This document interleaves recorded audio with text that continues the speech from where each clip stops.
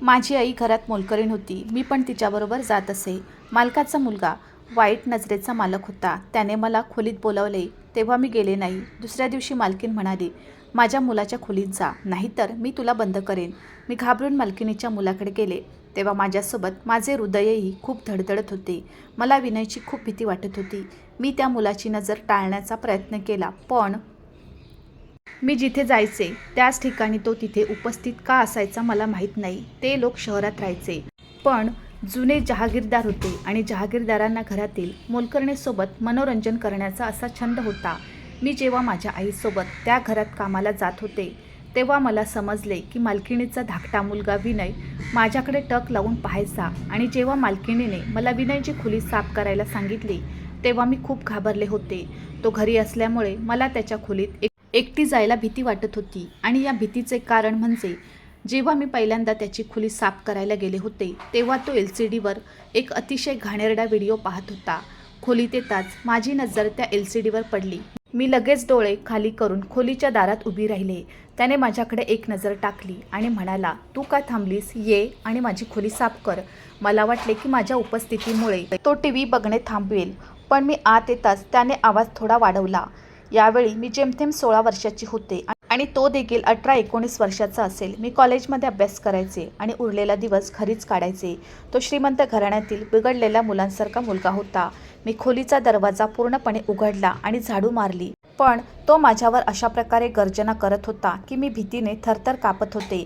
तो म्हणाला, तू आंधळी आहेस का? AC सुरू आहे आणि खोलीचा दरवाजा उघडा ठेवला आहेस. खोली बंद करून काम कर. मी खूप घाबरले होते, म्हणून मी पटकन खोलीतून बाहेर पडले आणि आईकडे आले. मला इतके घाबरलेले पाहून आई मला कारण विचारू लागली. मी म्हणाले, आई, मला त्या विनयची भीती वाटते.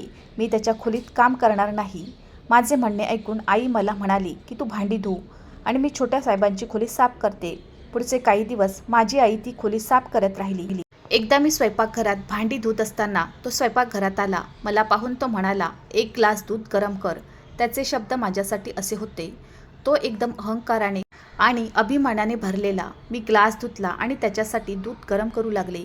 दूध गरम करून मी ग्लास त्याच्या दिशेने वाढवला आणि त्याने माझा हात धरला. त्याची पकड माझ्या हातावर मजबूत होती. तो म्हणाला, तू माझी रूम साफ करायला का येत नाहीस? तो माझ्या थोडा जवळ आला आणि मला हळूच विचारू लागला. मी म्हणाले, माझा हात सोड, नाहीतर मी मोठा आवाज करेन. हे ऐकून त्याने आधी आश्चर्य व्यक्त केले आणि मग माझा हात सोडला. तो म्हणाला, तू उद्या माझी खोली साफ करायला आली नाही तर बघ मी तुझ्यासोबत काय करतो. असे म्हणत तो किचनमधून निघून गेला. मला माहीत नाही की त्या मुलाला माझ्यासोबत काय समस्या होती. तो माझा पाठलाग का करत होता. दुसऱ्या दिवशीही मी त्याच्या खोलीत गेले नाही, पण मला माहीत नव्हते माझा नकार मला खूप महागात पडू शकतो. मी भांडी धुत होते तेव्हा मला आई ओरडताना ऐकू आली. मी स्वयंपाकघरातून पळत सुटले. माझी आई पायऱ्याच्या खाली बेशुद्ध पडली होती. कदाचित ती पायऱ्यावरून खाली पडली असावी. आईला असे पडताना पाहून मी किंचाळू लागले आणि मालकीनही तिथे पोहोचली. तिने ड्रायव्हरला बोलावून हॉस्पिटलमध्ये नेले. मी फक्त रडत होते. माझ्या आईचा पाय मोडला होता आणि तिला जास्त चालता येत नव्हते. रुग्णालयाचा सर्व खर्च मालकिणीने उचलला होता. आई घरी बसली होती. मी पण 2 दिवस कामावर गेले नाही. तिसऱ्या दिवशी आई मला सांगू लागली की तू कामावर जा. मालकिणीचे आमच्यावर खूप कर्ज आहे, त्यामुळे आम्ही काम सोडू शकत नाही. आईही बरोबर होती. आईला घर खर्चात अडचण येऊ नये म्हणून त्यांनी बंद मुठीत 1000 रुपयांच्या अनेक नोटा दिल्या होत्या. तिसऱ्या दिवशी मी कामावर गेले. मालकिणीने मला सांगितले की कामानंतर घरी जाण्यापूर्वी शिजवलेल्या भाज्या घरी घेऊन जा आणि तिला काही हवे असल्यास मला सांग. मी होकारार्थी मान हलवली आणि मी झाडू लागले. मी त्याच्या खोलीत गेली तेव्हा खोली पूर्णपणे रिकामी होती. मी कोरडा श्वास घेतला. तो येण्यापूर्वी खोली साफ करण्याचा विचार केला, म्हणून मी झाडू बाजूला ठेवला आणि त्याची बेडशीट ठीक करू लागली. पण उशी उचलताच उशीखाली जे दिसले ते पाहून मी घाबरले. मी उशी मागे ठेवण्यापूर्वी कोणीतरी मला माझ्या हाताने ओढले. या अचानक आलेल्या आपत्तीला माझी तयारी नव्हती, त्यामुळे मी अचानक विनयच्या छातीवर आदळले. मी लगेच स्वतःवर नियंत्रण ठेवले आणि मागे पडले. त्याने माझी बाजूही सोडली होती. तो म्हणाला की तुला माझी हेरगिरी करायला खूप आवडते. मी पूर्णपणे घाबरले आणि माझे डोके हलवू लागले. मी म्हटलं, मी फक्त बेडशीट ॲडजस्ट करत होते. त्याने माझ्या तोंडावर हात ठेवला आणि मला पुढे काही बोलण्यापासून थांबवलं. तेव्हा उशीखालील माझं संभाषण इथपर्यंत पोचलं. हे मला कळलंच नाही. तो म्हणाला, तू जे काही पाहिलं आहेस, माझ्या आईला त्याचा इशाराही मिळू दिलास तर लक्षात ठेव, तुला खूप मोठे परिणाम भोगावे लागतील. माझ्या अगदी जवळ येऊन तो मला धमकावत होता. यावेळी मी खूप घाबरले होते. मी म्हणाले, मी मालकिणीला काही सांगणार नाही. त्यानंतर तो माझ्यापासून थोडा मागे सरकला आणि म्हणाला, खूप छान. माझ्या प्रत्येक गोष्टीचे तू असेच पालन करत राहिलीस तर मला आनंद होईल. आता आपलं काम कर. असे म्हणत तो चपला घेऊन कट्ट्यावर आला आणि बाजूला पडला. मी झाडू लागले. रूम साफ करून बाहेर जायला लागताच तो म्हणू लागला. त्याच्या हाकेने माझी पावले दाराजवळ थांबली. तो म्हणाला, हे कर, माझे चप्पल काढ. हे ऐकून मला आश्चर्य वाटले. मी त्याची गुलाम नव्हते. त्याने वळून माझ्याकडे बघितले आणि अतिशय उद्धट आणि संतप्त शब्दात म्हणाला, तुला ऐकू येत नाही का? मी तुला माझे बूट काढायला सांगितले होते. मला त्या मुलाशी वाद घालायचा नाही म्हणून मी त्याच्याजवळ आली आणि त्याचे बूट काढू लागले. श्रीमंत आणि अहंकारी लोकांची ही सवय आहे. गरीब मुलीची असहायता पाहून त्याच्या काळजाला दिलासा मिळतो. मी त्याचे शूज आणि सॉक्स काढून बाजूला ठेवले. तो म्हणू लागला, ऐक, इकडे ये. एकामागून एक ऑर्डर देऊन तो माझा संयम आजमावत होता. तो म्हणाला, ती सिगारेट माझ्याकडे आण. आत्ता बेडवर टेकताना तो हे सांगत होता. त्याच्या उशीखाली मला दारूची छोटी बाटली आणि सिगारेट दिसली. मालकिणीचे निसंशयपणे तिच्या मुलावर खूप प्रेम होते, परंतु कदाचित तिला अशा गोष्टीबद्दल काही माहीत नव्हते. कोणताही इशारा न देता मी उशी मागे सरकवली आणि सिगारेटचा बॉक्स विनयच्या दिशेने दिला. तो म्हणाला, त्यातून एक सिगारेट काढून माझ्या तोंडात टाक आणि मग लायटरने पेटव. हे ऐकून मला खूप राग आला. मी म्हणाले, मी हे करू शकत नाही. हे काम माझे नाही. माझ्या बोलण्यावर तो जोरात हसायला लागला. तो म्हणाला, मला नकार देण्याचा अर्थ तुला माहीत आहे का? तो काय बोलला ते मला समजले नाही, म्हणून मी त्याच्याकडे पाहिले तर तो उभा राहिला आणि चालत चालत माझ्या जवळ आला. तो म्हणाला, काही दिवसापूर्वी तू माझी खोली साफ करणार नाही असा माझा शब्द मानण्यास नकार दिला होता. हे आठवते का?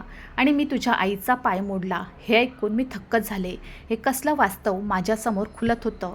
आणि असं म्हणत तो हसायला लागला. तो म्हणाला, मी साबणाचे पाणी पायऱ्यावर सांडले आणि तुझी आई पायऱ्यावरून खाली घसरली आणि थेट हॉस्पिटलमध्ये गेली. आता हे बघ, तू माझ्या खोलीत आहेस. मला त्या मुलाच्या वाईट विचारांची आणि वाईट कृतीबद्दल वाईट वाटले. मी म्हणाले, तुला लाज वाटली पाहिजे. तुझा हेकेखोरपणा साध्य करण्यासाठी तू माझ्या आईच्या पायाचे हाड मोडलेस. माझ्या आईला किती वेदना झाल्या होत्या, किती वेदनेने किंचाळत होती ते तुला माहीत आहे का? माझ्या बोलण्यावर तो हसला. विनयला कोणी नकार दिला तर मी त्याला कुठेही सोडणार नाही असे तो म्हणाला. चल, शाबास. आता ती सिगारेट माझ्या तोंडात टाक आणि लायटरने पेटवून दे. तो पुन्हा म्हणाला, गरीब असणे हा बहुधा मोठा गुन्हा आहे. आपल्या काही गरजा भागून हे श्रीमंत लोक गरिबांनाही आपला गुलाम मानतात. यावेळी मी नकार दिल्याने मला काय मोठे संकट येईल हे मला माहीत नव्हते. मला माहीत असते तर मी सिगारेट पेटवून त्याच्या तोंडात घातली असती, पण पुढे काय होणार हे मला माहीत नव्हते आणि मी त्याला नकार दिला आणि निघून गेले. घरी आल्यानंतरही रात्रभर शांत झोप लागली नाही. मला वाटलं कदाचित आता आम्ही आमच्या नोकऱ्या गमावणार आहोत. मी विनयची सूचना नाकारली होती. त्या बदल्यात तो नक्कीच तेच करेल. दुसऱ्या दिवशी सकाळी मी घाबरून कामावर गेले, पण सर्व काही नित्यक्रमानुसार होते. मला काहीसे हायसे वाटले. मला थोडेच काम बाकी होते. तेव्हा मालकीन विनयला सांगत होती की ती तिच्या बहिणीच्या घरी जात आहे. उद्या सकाळी परत येईल आणि त्यानेही तिच्यासोबत यावे, पण विनय नकार देत होता. मालकीन निघून गेल्याचे कळताच मीही माझे काम पटकन पूर्ण केले, जेणेकरून तो येण्यापूर्वी मी बंगला सोडू शकेन. माझे कामही जवळपास संपले होते. मी पण मालकिनीसोबत बाहेर जायला लागले. तेव्हा विनय त्याच्या आईला म्हणाला, आई, मी स्वयंपाक बनवून जेवण खाणार नाही. त्या मुलीला माझ्यासाठी जेवण बनवायला सांग आणि जा. हे ऐकून माझे हृदय जोरजोरात धडधडू लागले. मालकीन म्हणाली, रीमा, तू विनयसाठी जेवण बनव. मी म्हणाले, मालकीन, मी नक्की जेवण बनवले असते, पण तुला माहीत आहे की माझी आई यावेळी अंथरुणावर पडली आहे. तिला माझी गरज आहे. मालकिनीने विनयला हे काम करून जेवण बाहेरून ऑर्डर करण्यास सांगितले, पण तो मान्य झाला नाही. मालकीन मला सांगू लागली, रीमा, मी फक्त माझ्या मुलाच्या गरजा पूर्ण करण्यासाठी इतके नोकर ठेवले आहेत. आता जर त्याने तुझ्या हातचे अन्न खायचे ठरवले असेल तर बनव. तुझ्या आईसाठी इतका खर्च मी सहन करत नाही का? अन्न शिजवण्यासाठी किती वेळ लागतो? तिने माझ्यावर खूप उपकार केले आणि निघून गेली. स्वयंपाक करायला माझी हरकत नव्हती. माझा त्याच्यावर भरोसा नव्हता. कालच तो मला धमकावत होता. मी पटकन किचनमध्ये गेले आणि तिथल्या स्वयंपाक्याला विचारू लागले, विनय काय खाणार? स्वयंपाकी काही बोलायच्या आधीच विनय किचनमध्ये आला आणि तो स्वयंपाक्याला म्हणाला की तुमची सुट्टी आहे म्हणून आपण आपल्या घरी जावे. हे ऐकून माझा पुन्हा रंग उडाला. स्वयंपाकघरातून बाहेर आला. विनय मला सांगू लागला, मी जेवण खाणार आहे. मग मला विचार, तू स्वयंपाकाला का विचारतेस? मला चिकन बिर्याणी खायची आहे. सोबत फिश फ्राय हवे आहेत. काही कबाब आणि गोड म्हणून गाजराचा हलवा बनव. छान मेनू सांगून तो बाहेर पडला. मी शक्य तितक्या लवकर सर्व काही बनवत होते, परंतु तरीही हे सर्व बनवायला मला 2 तास लागले. संध्याकाळची वेळ झाली होती आणि आता अंधार होऊ लागला होता आणि मला एकटेच घरी जायचे होते. मी सगळी तयारी करून डायनिंग टेबलवर मांडली आणि पटकन बाहेर जायला लागले. बंगल्यातील काही नोकर नेहमी घरात असायचे आणि तेही बंगल्याच्या क्वार्टरमध्ये. मात्र यावेळी मला विनयशिवाय सभागृहात कोणीही दिसले नाही. विनयचे वडील आणि मोठा भाऊ बहुतेक इतर देशात असून ते अधूनमधून भारतात येत असत. सभागृहात एकही सेवक दिसला नाही. तेव्हा मी झटपट पावलं टाकत हॉलच्या बाहेरच्या दरवाजापाशी पोचले. तोपर्यंत विनय जेवणाच्या टेबलवर बसला होता. मी दरवाजा उघडताच दरवाजा बंद होता. मी दार उघडण्याचा खूप प्रयत्न केला, पण तो बहुधा चावीने बंद होता. मी वळून डायनिंग टेबलवर बसलेला विनयकडे पाहिलं आणि तो आनंदाने त्याच्या ताटात बिर्याणी टाकत होता. यावेळी या बंगल्यात फक्त मी आणि विनय होतो. हाकेशिवाय मला बाहेर पडता येईल असा दुसरा दरवाजा नव्हता. माझी असहाय्य अवस्था अशी झाली होती की मी रडायला लागले. कोणीतरी दार उघडेल या आशेने मी जोरजोरात दार ठोठावू लागले, पण बेभान झालेला मुलगा अगदी आरामात बिर्याणी खात होता. मी रडत रडत पुन्हा पुन्हा दरवाजा ठोठावत होते. मला असे रडताना पाहून तो म्हणाला, सर्व काही व्यर्थ आहे, तुझे रडणे आणि आवाज करणे, कारण मी आज रात्री सर्व नोकरांना सुट्टी दिली आहे. रीमा माझ्याशिवाय तुझी हाक ऐकायला कोणी नाही, म्हणून तू तुला पाहिजे तितके ओरडू शकतेस. असे म्हणत त्याने बिर्याणीचे कबाबही खायला सुरुवात केली. मी त्याच्या जवळ आले. मी म्हणाले, प्लीज दार उघड, माझी आई काळजी करत असेल. उशीर होत आहे आणि मला घरी जायचे आहे. पण कदाचित त्याच्या छातीत हृदय नव्हते. मला तुझ्याकडून नाकारू नकोस असे सांगू लागला.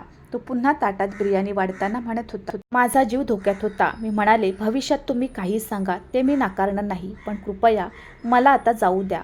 माझ्या आईला माझ्यामुळे काळजी वाटत असावी. कदाचित माझ्या असहायतेचा हा शेवटचा उपाय असावा की मी त्याच्यासमोर हात जोडून रडू लागले.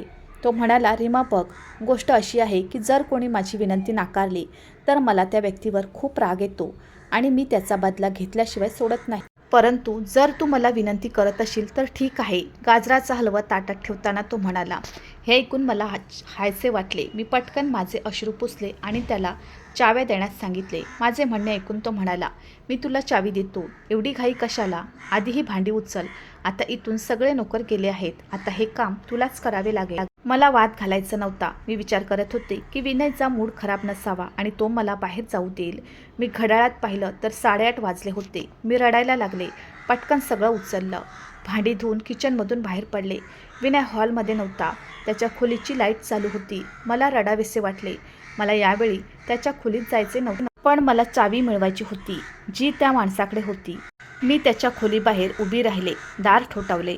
तो म्हणाला, दरवाजा उघडा आहे, आत ये. थरथरत्या हाताने मी दार उघडले. तो बेडवर टेकून बसला होता. मी दारात उभी राहिले आणि म्हणाले, मला चावी द्या. बघ, 10 वाजणार आहेत. देवाखातर मला जाऊ द्या. माझे ऐकून तो हो म्हणू लागला. मग मी कुठे थांबवलं. रीमा ये, पण आधी ती सिगारेट आण. माझ्या असहायतेचा तो पुरेपूर फायदा घेत होता. खोलीच्या समोर आले आणि टेबलावरच एक सिगारेट आणि एक लायटर पडलेला होता. मी सिगारेट आणि लायटर उचलून सिगारेट तोंडात टाकली आणि लायटर पेटवले. त्याने या सिगारेटचा एक पफ घेतला आणि धूर माझ्या चेहऱ्यावर उडवला. तो म्हणाला, आता माझ्या रूमच्या फ्रीजमधून वाईन काढ आणि ग्लासात घाल. त्याच्याकडून हे ऐकून मी तशीच उभी राहिले.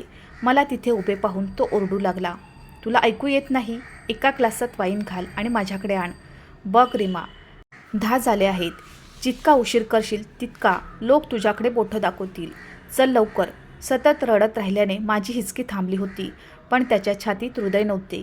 मी पुन्हा त्याच्या खोलीत ठेवलेली दारूची बाटली बाहेर काढली आणि त्याच्याजवळ ठेवलेल्या ग्लासात ओतली. यावेळी माझे हात थरथरत होते.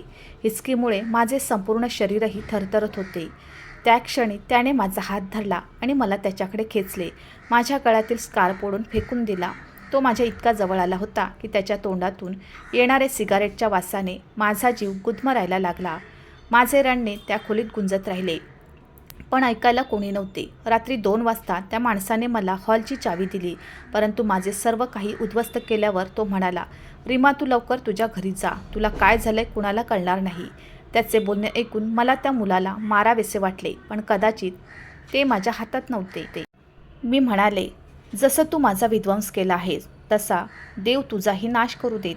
त्याशिवाय मला कधीच शांती मिळणार नाही. तू आयुष्यभर रडत बसशील आणि तुझे अश्रू पुसायला कोणीच नसेल. असे म्हणत मी चावी घेतली आणि बाहेर पडले. पण मी माझ्या घराकडे गेले नाही. उलट माझी दिशा आता रस्त्याकडे होती. मला जिवंत राहायचे नव्हते, कारण पुढचे आयुष्य मला बदनाम करेल. मला गाडीची धडक बसून मृत्यू झाला असता तर बरे झाले असते.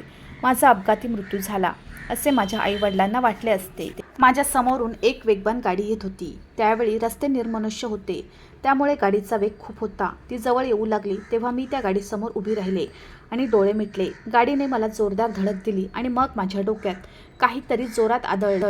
मी माझ्या संवेदना गमावल्या होत्या, परंतु जीवन आणि मृत्यू आपल्या हातात नाहीत. माझ्या बाबतीतही असेच घडले. जेव्हा मला शुद्ध आली तेव्हा मी हॉस्पिटलच्या खोलीत पडून होते. मला माझ्या जगण्याचा पश्चाताप झाला. माझ्यासमोर एक म्हातारी बाई बसली होती आणि तिच्यासोबत एक तरुण मुलगाही होता. माझ्या डोक्यात वेदनेच्या जोरदार लाटा उठत होत्या. मी माझे डोके दोन्ही हातांनी धरले आणि लक्षात आले की माझे संपूर्ण डोके बँडेजने बांधलेले आहे. त्या बाईने मला पाहिले आणि त्या मुलाला म्हणाली, हिला शुद्ध आली आहे, जाऊन डॉक्टरांना बोलाव. काही वेळात नर्स आणि डॉक्टरही आले. ते मला खोलीत माझ्याबद्दल विचारू लागले. मी त्यांना काय सांगू? मी कलंकित झाले आहे हे त्यांना कसे सांगणार? म्हणून मी म्हणाले की मी कोण आहे आणि माझे नाव काय आहे याबद्दल मला काहीही आठवत नाही. मला काही आठवत नाही. मी माझी स्मरणशक्ती गमावल्याचे नाटक केले. ती बाई मला तिच्या घरी घेऊन गेली. 3 खोल्यांच्या छोट्याशा फ्लॅटमध्ये ती आपल्या मुलासोबत राहत होती. मला त्याच्याच गाडीने धडक दिली. ती खूप छान स्त्री होती. तिने माझी खूप काळजी घेतली. आता मला चालता येत असल्याने घरच्या जबाबदाऱ्या मी स्वतः सांभाळत होते. त्यांचा मुलगा मेंदूचा डॉक्टर होता. या फ्लॅटच्या खोलीत त्यांनी आपला दवाखाना थाटला होता. त्याच्या हातात जादू आहे असे ऐकले होते. त्याने मला माझ्या भूतकाळाबद्दल विचार करण्याचा प्रयत्न करण्यास अनेक वेळा सांगितले. कदाचित मला काहीतरी आठवत असेल, पण मी कधीच लक्षात ठेवण्याचा प्रयत्न करणार नाही. जेव्हा त्याला मला काहीतरी आठवण करून द्यायची असायची तेव्हा मी डोकेदुखीचं निमित्त करायचे. तर ती आंटी आपल्या मुलाला शिव्या घालू लागायची. ती म्हणायची की जर तिला काही आठवत नसेल तर तू तिचा पाठलाग का करत आहेस? आई ही मुलगी तिची स्मृती परत मिळवू शकते, कारण ती सर्व काही विसरलेले नाही. तिला अन्न कसे शिजवायचे हे चांगले माहीत आहे. तिला काय आणि कसे शिजवायचे याबद्दल सर्व काही माहीत आहे. प्रत्येक काम कसे करायचे हे तिला माहीत आहे. याचा अर्थ ती सर्व काही विसरलेली नाही. हे ऐकून मला माझी चूक कळली, पण मी नाटक चालूच ठेवलं. 1 वर्ष झाले होते. मी त्याच्याशी खूप मैत्रीपूर्ण झाले होते. मी तिची सून बनून तिच्यासोबत राहावे अशी आंटीची इच्छा होती. पण मला माहीत होते की मी कोणाची बायको बनण्याच्या लायकीची नाही आणि खोटे बोलून मला स्वतःचे घर बनवायचे नाही. म्हणून मी आंटीला नकार दिला की माझा भूतकाळ मी विसरणार नाही. याबद्दल काही माहीत नाही. त्यावेळी मी तुमच्या मुलाशी लग्न करणार नाही. एके दिवशी तो स्वतः माझ्यासमोर हजर झाला. तो म्हणाला, मी तुझ्या प्रेमात आहे आणि तुझ्याशी लग्न करायचे आहे. मी माझ्या आईला हे करायला भाग पाडले आणि आईला पण तू खूप आवडते, म्हणूनच आईनेही लगेच होकार दिला. पण तू का नकार देत आहेस? मुलगी जे स्वप्न पाहते ते सर्व सुख मी तुला देईन. नियतीच्या या दयाळूपणाने माझ्या डोळ्यात अश्रू येऊ लागले. परंतु कदाचित मी या दयाळूपणाला पात्र नव्हते. मी म्हणाले, मी तुझ्याशी लग्न करू शकत नाही. मला माहीत नाही माझा भूतकाळ काय होता. माझा भूतकाळ काय होता हे मला माहीत नाही. तो म्हणाला, जेव्हा तुला सर्व काही आठवेल तेव्हा आम्ही तुझ्या पालकांकडे जाऊ आणि तुझे वय लक्षात घेऊन मी विश्वासाने सांगू शकतो की तू लग्न केलेले नाहीस. मनावर हात ठेवून निर्णय घे. प्रिया, तुझ्या मनात माझ्यासाठी काही नाही का? प्रिया हे नाव मला आंटीने दिलेले होते. मी तिला बघून गेले होते. मलाही राहुल आवडायला लागला होता हे खरे, पण त्याला खोटं ठेवून आणि फसवूनही मी त्याच्याशी लग्न करू शकले नाही. आणि मग मी रडत रडत राहुलला संपूर्ण हकीकत सांगितली. मी म्हणाले, राहुल, मी कधी विसरले नव्हते. मला सर्व काही आठवते. मी फक्त विसरण्याचे नाटक केले. माझा तो काळोख भूतकाळ विसरायचा होता. आणि मग तुम्ही लोकांनी मला साथ दिली, खूप प्रेम दिले. तुम्हाला सोडून मी कुठे गेले असते? म्हणूनच मी खोटं बोलली आणि तुम्हा लोकांसोबत राहू लागली. मी राहुलला विनयबद्दल सगळं सांगितलं. राहुल माझे सर्व शब्द अतिशय लक्षपूर्वक ऐकत राहिला. मग उठून निघून गेला. मला विश्वास होता की आता तो माझ्याशी लग्न करणार नाही. मी पण रडत रडत माझ्या खोलीत आले आणि सामान बांधू लागले. सत्य कळल्यावर ते मला त्यांच्या घरात ठेवणार नाही हे मला माहीत होतं. पण मला आश्चर्य वाटलं. आंटी दुसऱ्या दिवशी माझ्याकडे आली. ती म्हणाली की तू खूप काही मनात लपवून ठेवले आहेस, असे म्हणत तिने मला मिठी मारली. ती म्हणाली, राहुल तुझ्यावर प्रेम करतो, खरे प्रेम करतो. तो अजूनही तुझ्याशी लग्न करण्यास तयार आहे. मी आंटीकडे आश्चर्याने पाहिलं. विचार केला, अशी माणसं जगात आहे का? बरं, माझं लग्न राहुलशी झालं. राहुलने मला इतका आनंद दिला की माझ्या भूतकाळातील कटुता विसरायला लागले. मी पण आईला भेटायला गेले होते. राहुलही माझ्यासोबत गेला. राहुलने या संपूर्ण प्रकरणाची दखल घेतली होती. मला पाहून आईला खूप आनंद झाला. माझ्या आईला एवढंच माहीत होतं की माझा अपघात झाला होता आणि मी सगळं विसरून गेले होते. आईने सांगितले की तिने ते काम सोडले आहे आणि आता ती दुसरीकडे काम करते. थोडा वेळ आईसोबत बसून घरी परतले. मी राहुलसोबत आनंदी जीवन जगत होते. पण एके दिवशी माझे भान हरपले. मी अनेकदा राहुलच्या दवाखान्यात त्याला संध्याकाळचा चहा द्यायला जायचे. यावेळी फारसे रुग्ण नव्हते, त्यामुळे आम्ही दोघे एकत्र बसायचो, चहा प्यायचो आणि खूप गप्पा मारायचो. अशीच एक संध्याकाळ होती जेव्हा मी त्याला चहाचा कप देण्यासाठी त्याच्या खोलीच्या दारात पोचले. पण आतून येणाऱ्या आवाजाने माझे पाय थांबले होते. तो म्हणत होता की डॉक्टर, मी तिला उद्ध्वस्त केले आहे. ती माझी विनवणी करत राहिली, हात जोडत राहिली, तिच्या इज्जतीची भीक मागत राहिली. पण मला तिची दया आली नाही. तिचा आवाज मी कसा विसरू शकतो? तो विनय होता. माझा नवरा त्याला म्हणत होता, बघा श्रीमान, तुम्हीच म्हणताय ती मुलगी आता मेली आहे. त्याच रात्री तिचा अपघात झाला. मग तुम्ही हे का मान्य करत नाही? हा अपघात विसरून जा. राहुल त्याला समजावू लागला. विनय म्हणाला, मी हे कसे विसरू? मी विसरू शकत नाही. गेल्या 1 वर्षापासून मी झोपलो नाही. जेव्हा मी झोपायला डोळे मिटतो तेव्हा तिचे रडणे मला झोप देत नाही. मला असे वाटते की ती माझ्यासमोर हात जोडून रडत आहे. ती म्हणते, मला जाऊ दे. माझे आई वडील माझी वाट पाहत आहे. तिचा आवाज माझ्या कानात सतत गुंजत राहतो. दारूचा किंवा झोपेच्या दबावाचा माझ्यावर परिणाम होत नाही. मला झोपायचे असते, पण तिचे रडणे मला झोपू देत नाही. डॉक्टर, मी वेडा होईल. मी तिच्या प्रेमात आहे. त्याच रात्री जेव्हा माझी आई तिच्या बहिणीच्या घरून येत होती, तिचा अपघात झाला आणि तिचा जागीच मृत्यू झाला. माझे वडील मलेशियामध्ये राहत होते. त्याने पुन्हा लग्न केले. भावाचेही लग्न झाले असून तो वैवाहिक जीवनात व्यस्त आहे. मी एकटा आहे. मी वेदना आणि रडत रात्री घालवतो आणि माझे अश्रू पुसण्यासाठी कोणीही नाही. मी एकटा राहिलो आहे. मला तिचा शाप लागला आहे. जर मला ती कुठेतरी सापडली तर मी हात जोडून तिची माफी मागेन. ती माझ्याकडून तिला पाहिजे तसा बदला घेऊ शकते. परंतु मला माझ्या बंधनातून मुक्त करा. मला झोपायचे आहे डॉक्टर. मला गेल्या 1 वर्षापासून झोप येत नाही. तो असहाय्यपणे रडत होता आणि माझा देवाच्या चमत्कारावर विश्वास होता. मी त्या मुलाचा सूड घेऊ शकत नव्हते. देवाने त्याचा सूड घेतला. तो नक्कीच त्याच्या भक्तांचे रडगाणे ऐकतो. मी पुस्तकाकडे पाठ फिरवली होती, कारण माझे संपूर्ण आयुष्य उद्ध्वस्त करणाऱ्या मुलाला मी कधीच माफ करू शकत नाही. मित्रांनो, विनयला क्षमा मिळावी का? तुमचे मत कमेंट बॉक्समध्ये कळवा. मित्रांनो, मला आशा आहे की तुम्हाला आमची कथा आवडली असेल तर व्हिडिओला लाईक करा. चॅनलवर नवीन असाल तर चॅनलला सबस्क्राईब करा आणि हो, नोटिफिकेशन बटन दाबा, जेणेकरून तुम्हाला पुढील अपडेट सर्वात आधी मिळतील. तुमचा मौल्यवान वेळ कथा ऐकण्यासाठी दिल्याबद्दल धन्यवाद. पुन्हा भेटू अशाच एका नवीन कथेसोबत.